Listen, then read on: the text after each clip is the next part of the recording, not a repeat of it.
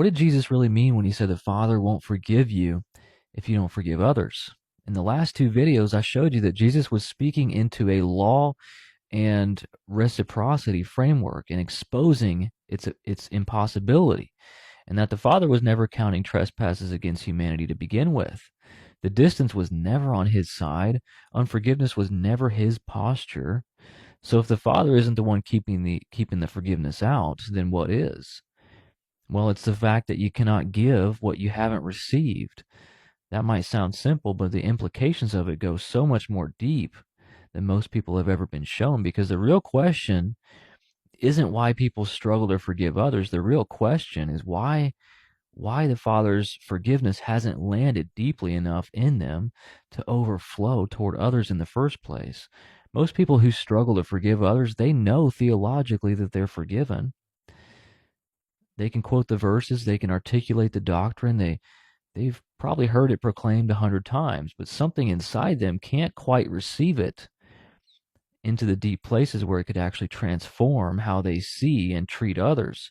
So why is that? It's because they're holding their own sin against themselves in a way that makes it almost impossible to believe that the Father isn't holding it against them too. This is the piece that changes everything, and this is the piece that most teaching on forgiveness completely skips over. Underneath almost every person who struggles to extend forgiveness to someone else is a deeper and older wound of self-unforgiveness, places inside of them where shame has built walls so thick and so closed off from receiving that the Father's love has nowhere to land. Places where they're bracing so consistently for disappointment and the Father's withdrawal that they can't even open their hands to receive what he's pouring out. Places where they look at what's inside them and they conclude unconsciously that this particular room is too dark, too broken, too ugly. It's too much for the Father to love them in. So they keep that room locked and they manage the distance. They perform the theology of forgiveness on the surface while something deep inside remains untouched by it. But here's the thing, whatever's locked inside, it doesn't just go away. It stays there, and it shapes everything. It shapes how you see the Father. It shapes how you experience his love.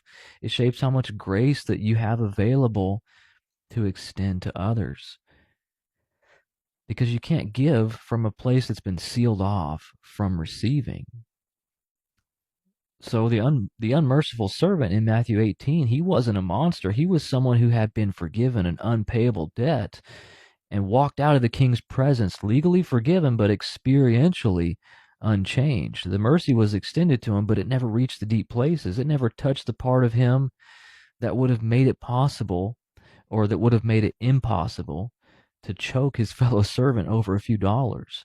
He knew he'd been forgiven in the same way so many believers know that they've been forgiven, as a fact about their legal standing, but not as a reality that's reached the places inside them where they actually live from. And that's the diagnostic the diagnostic truth that's underneath the whole passage. The inability to forgive others is not a willpower problem or a character deficiency. It's not evidence that you're a bad person or a weak Christian. It's a revelation. It's showing you a place where the Father's love hasn't yet reached, a place where you're still holding sin against yourself in a way that's keeping the flow of grace from getting in deeply enough to flow back out. And the way into that place isn't trying harder to forgive or deciding to forgive and forcing yourself to feel it, or a technique or a prayer formula or a method. It's allowing the Father to come into the specific place where you're holding sin against yourself. This is probably the most important thing in this entire series. The way into genuine forgiveness toward others is allowing the Father to love you in the places where you haven't been able to love yourself, in the mess, in the failure, the ugliness, in the very unforgiveness itself that you've been carrying toward the person who hurt you. You don't have to have it together before you bring it to him. You don't have to already have forgiven the person before you bring the unforgiveness to the Father. You bring it exactly as it is, raw and unresolved and honest, and you let him meet you there. And here's what people discover when they actually do that. When they stop running from what's inside the locked rooms and they let the Father in, when they sit in the mess, instead of trying to manage it, when they say, Father, I can't forgive this person, and I'm bringing you into that place right now exactly as it is, they find out that he was already there. He wasn't waiting outside the door for them to get it together before he'd come in. He was already in the room.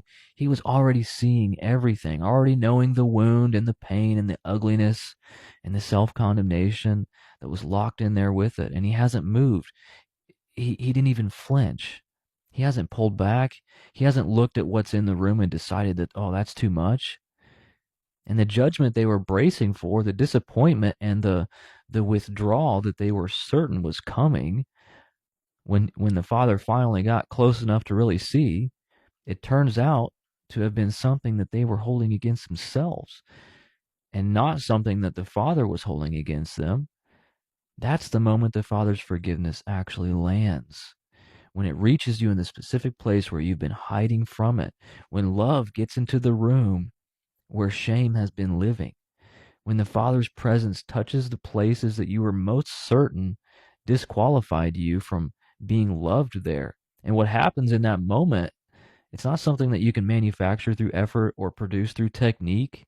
It's a genuine encounter with a Father who sees your worst and still runs toward it rather than away from it. A Father who holds tighter in the locked rooms than anywhere else. A Father who is never the one keeping the forgiveness out.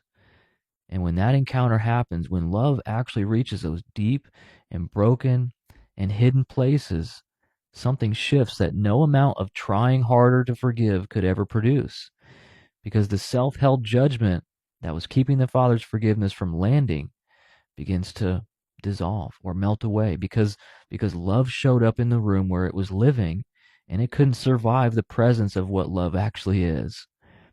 And from that place, from the place where you've been loved in your own mess and held in your own failure and met in your own unforgiveness, extending forgiveness to the person who hurt you becomes something different entirely.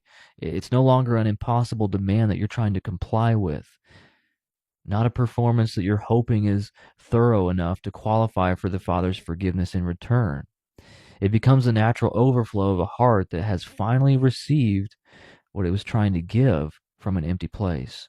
Because the depth of what flows out is always proportional to the depth of what has been received. And a heart that's been loved in its darkest places has something real to give from, something that didn't come from its own resources, something that came from the Father himself reaching in. You can't give what you haven't received. But when you actually receive it, you really receive it in the broken and hidden and shame-filled places where you've been holding sin against yourself. You'll find that giving it becomes the most natural thing in the world. Not because you tried harder, but because you finally let him in. And what he does when he gets into those places isn't condemn what he finds. He loves it. He holds it. He stays. And in staying, he does what no amount of effort or technique or theological proclamation could ever do. He makes it possible to give what you finally deeply received.